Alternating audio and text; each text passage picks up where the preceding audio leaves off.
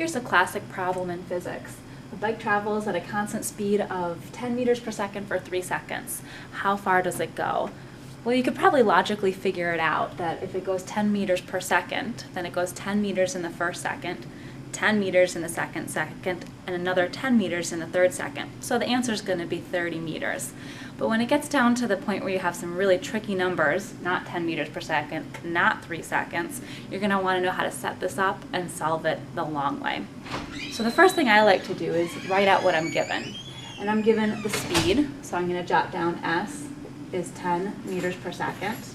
And I'm given the time, so I'm going to jot down T is 3 seconds. And I also want to jot down what I'm looking for. I'm looking for the distance in this case. So I'm going to write D equals question mark. And then my next step is going to be to look at all my equations and say, do I have something with these two knowns and this unknown?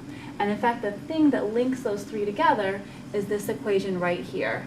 Speed equals distance over time. So then really the tricky part is to stick in the numbers I know and solve for the one I'm missing. So I'm going to go ahead and put in 10 for speed. I'm going to leave D alone, that's my unknown, and I'm going to put in 3 for the time.